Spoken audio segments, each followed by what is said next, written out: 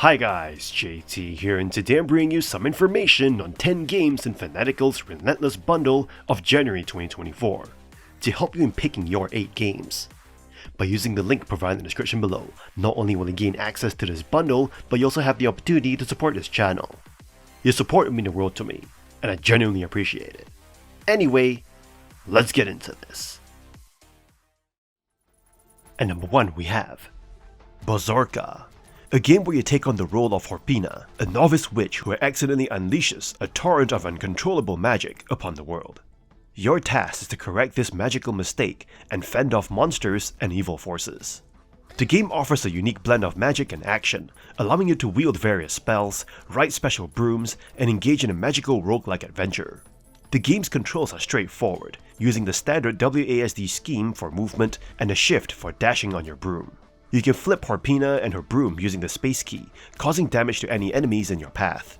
The game provides clear visual cues for equipped spells, making it easy to track your available abilities.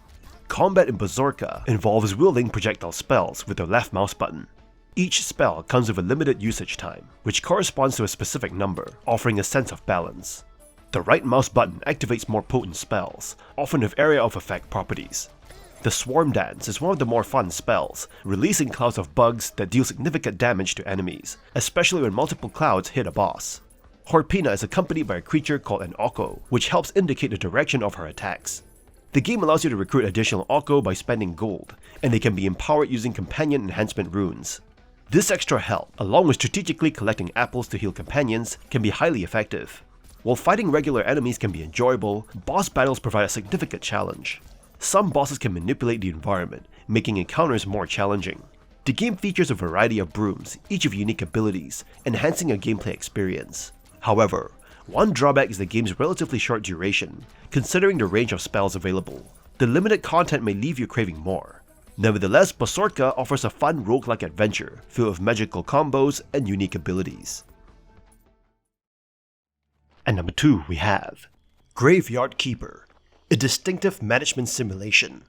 It immerses you in a peculiar role, that of a graveyard keeper in a medieval setting.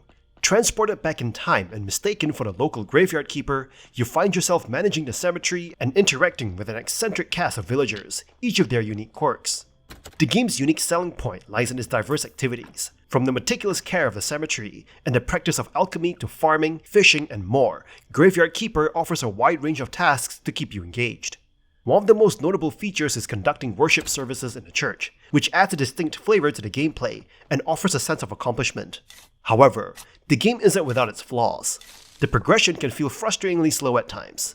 Most in-game activities, especially construction work related to graveyard duties, consume your character's energy. While consuming food replenishes energy, frequent naps are a more efficient method, albeit one that disrupts the gameplay's flow. Additionally, the unrecorded failed attempts in alchemy can lead to resource wastage. Faith, a crucial currency, is also difficult to obtain, hindering your progress in various fields.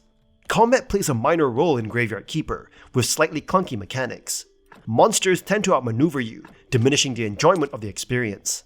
On the visual front, the game shines with its strong art design and vibrant colors, providing a contrasting upbeat tone to the dark underlying themes.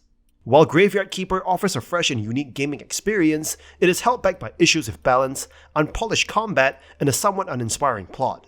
The game's peculiar premise has some great potential, but it falls short of fully realizing it. At number 3 we have Void Scrappers, an indie game that will quickly captivate you with its addictive gameplay. The developer has focused on refining a simple gameplay loop to achieve excellence. In this top-down shooter, you control a spacecraft in a hostile galaxy, where collecting scrap metal is essential. Your goal is to blast space enemies and debris while collecting the valuable scraps that they leave behind. Your avatar automatically fires, so your main task is to navigate through the chaos of projectiles and enemies. At the beginning, you have a weak weapon, but collecting scrap allows for upgrades in various aspects, such as guns, ammo, shields, and more. Balancing survival and the risk of going for power-ups adds strategic depth to the game. The difficulty gradually increases at a manageable pace, ensuring an enjoyable experience. The procedurally generated runs keep the gameplay fresh, while the ability to permanently enhance your setup and unlock new characters and weapons adds replay value. The art style embraces a retro aesthetic with pixel art, and the characters have distinct personalities and engage in humorous banter. The soundtrack enhances the gameplay experience, adding to the overall retro vibe. Void Scrappers offers a substantial amount of enjoyable gameplay, and is a must-have for fans of quirky shooters.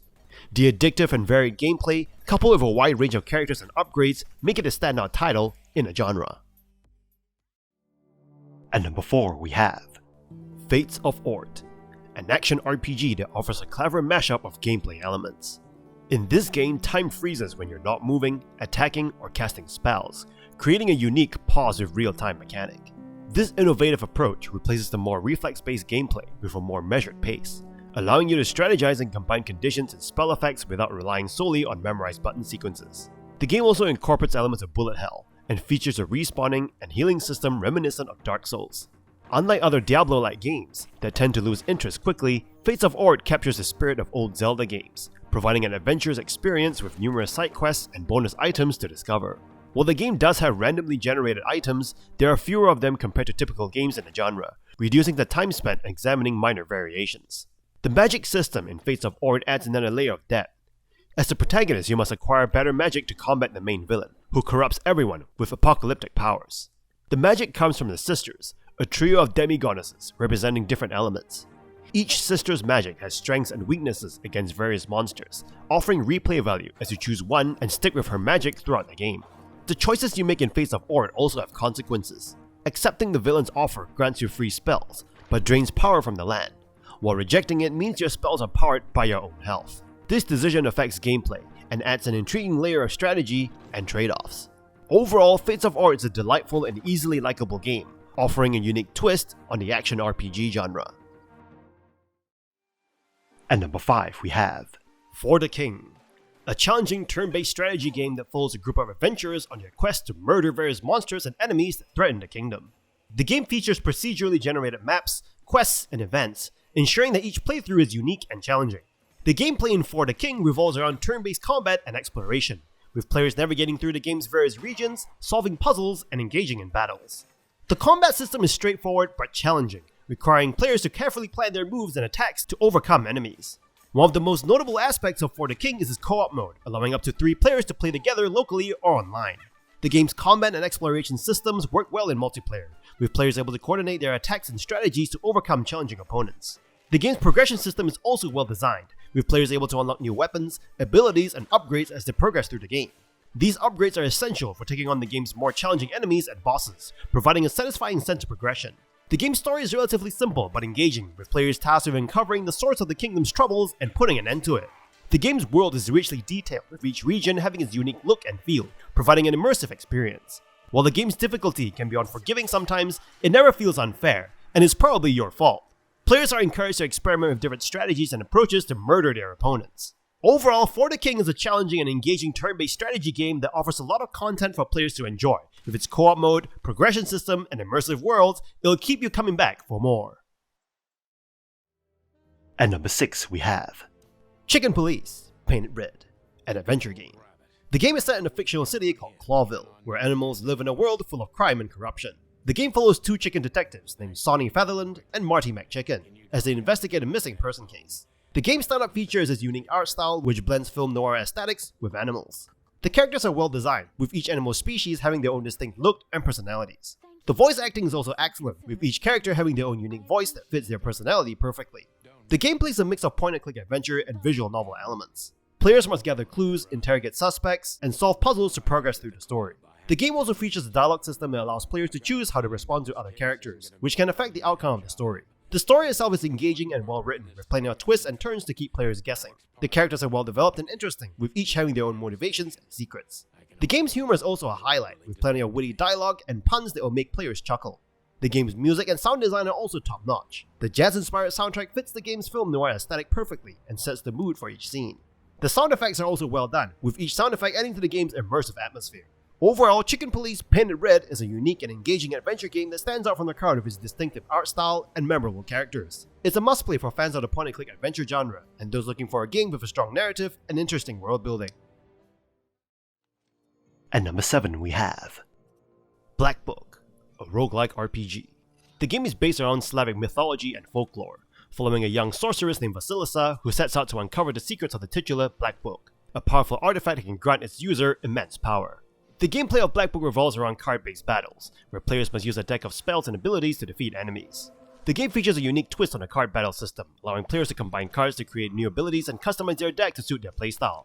One of the strengths of Black Book is its roguelike elements. Each playthrough is randomized, with different encounters and events that can occur. Players must make strategic decisions on where to go and what to do, as each action can have consequences on the overall story and the game's ending. The game's narrative is also a highlight, with an intriguing story that draws heavily from Slavic mythology. The characters are well written and have distinct personalities, making them memorable and engaging. The game also features multiple endings based on the player's choice, adding replayability and depth to the narrative. The difficulty of Black Book can be challenging, with a steep learning curve, but it rewards players who take the time to master its mechanics. Overall, Black Book is a well-crafted roguelike RPG that offers a compelling story, engaging card-based battles, and challenging gameplay. Its unique setting and characters make it stand out among other RPGs, and is definitely worth checking out for fans of the genre. At number 8 we have Red Faction Guerrilla, Re-Mars-tered, the resurrection of a classic Martian open-world game from 2009, offering a nostalgic treat for fans and newcomers. In an era preceding the commonality of open-world titles, this game stood out for its audacious destructibility and chaotic gameplay. As a member of the Red Faction, you confront the authoritarian energy conglomerate EDF, which tightly controls Mars' populace. Your mission? To topple things, and you're exceptionally good at it. This remaster aims to ensure smooth modern PC performance, preserving the game's distinctive yet slightly dated visuals. In 2009, Red Faction Guerrilla was politically charged, reflecting turbulent times.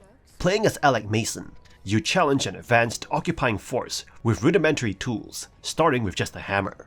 You sow chaos by demolishing structures, collecting scraps, and crafting weapons. Following scripted missions, the game sets you loose in Mars' expansive sandbox, brimming with destruction challenges, hostage rescues, and narrative events. It evokes the feel of Ubisoft's modern open-world games, before they dominated the genre. Despite its brilliance, the game has flaws. Slippery vehicle controls, imbalanced difficulty, and uninspiring third-person shooting, which persists in this remaster. Re-Mars-tered chiefly enhances the graphics, giving the game a less dated appearance. Despite its imperfections, the destruction remains mesmerizing. Whether demolishing buildings piece by piece with a hammer or using imaginative non-gun weaponry, the satisfaction remains unmatched. Despite its faults, Red Faction Guerrilla remains a joy to play, now with improved graphics. While the game may have lost some political context, the sheer delight of destruction persists. Revisiting it is a blast, sparking hopes for a new series installment, one that embraces the vast open world of the original. At number 9 we have The Horror of Salazar House, a gothic horror game. This point-and-click adventure game is an incredible homage to classic titles like Mystery House and Task Times in Tone Town, featuring 1-bit pixel art graphics and rotoscope animated cutscenes, and it pays tribute to the Italian giallo slashers of the 70s and 80s. The story follows Alyssa, a young reporter sent to investigate the abandoned mansion of the renowned author Jaime Salazar, who vanished with his family in 1986. As you delve into the eerie house, you uncover that it is not as deserted as it seems, setting the stage for a thrilling horror experience. The game adopts a binary color palette, reminiscent of consoles like the Virtual Boy, but with gradation for a more comfortable visual experience. The rotoscope animations breathe life into the pixel art world, creating an unsettling atmosphere that captures the essence of old-school horror. While The Horror of Salazar House is relatively short, with a playtime of around 90 minutes, it offers 8 different endings, providing replay value based on your in-game choices. The game's point-and-click gameplay and exploration of a dilapidated mansion in search of clues offer a nostalgic gaming experience. You must navigate a grid-based system and solve puzzles to uncover the mysteries of the house, while evading a deranged, knife-wielding woman. This homage to classic point-and-click games is a short yet engaging adventure, with well-crafted writing and suspenseful atmosphere. Whether you're a fan of old-school gaming or enjoy throwback titles, The Horror of Salazar House is sure to keep you coming back for more. At number 10 we have Search Party, Director's Cut, a top-down survival horror game reminiscent of classics like Resident Evil and Clock Tower, featuring SNES-style visuals and an immersive, unsettling soundscape. Set in the early 90s, the game starts with a newspaper article about a missing boy and his mother and sister, one of whom you control, Claire. You find yourself in a mysterious abandoned house deep in the woods, trapped with no obvious way out. Exploration is a key element of the gameplay, and you'll come across various weapons like knives, fire extinguishers, and shovels. These are initially used for opening boxes containing coins, which have a purpose later on in the game. The house is filled with locked doors and puzzles, adding an extra layer of intrigue. The tension builds as you venture into the attic and discover a dead body, along with a psychopath wielding a sickle. This is where you must decide whether to run or fight, but the game's dynamics make running the more advisable option. In fact, Search Party encourages running over fighting, so much so that there's an option to enable a speedrun timer in the menu. While the game provides an engrossing experience, its control scheme might take some getting used to. Nonetheless, the ability to rebind controls helps tailor the game to your preferences. Search Party stands out for its attention to detail, from grimy, half-destroyed photos that you can find and examine to its evocative sound design. The killer's unpredictable behavior and the game's subtle and ominous music contribute to the overall atmosphere. Search Party offers an immersive horror experience with multiple endings, and its relatively short playtime of around 5 hours for thorough exploration makes it a great choice for fans of the genre. If you're in search for an eerie and gripping adventure that delivers genuine scares, Search Party is worth a play. And that's all for this bundle. While this bundle is pretty awesome, they were all previously available in previous bundles. If you're picking some of these games up for the first time though, I'd definitely pick Red Faction for some destruction goodness, The Horror of Salazar House and Search Party for some horror, Graveyard Keeper if you like management games, Chicken Police for some narrative fun, or Fates of Ort and Void Scrappers for some chaotic top-down action. In any case, kindly show support by liking and subscribing to the channel. I look forward to connecting with you in the upcoming video.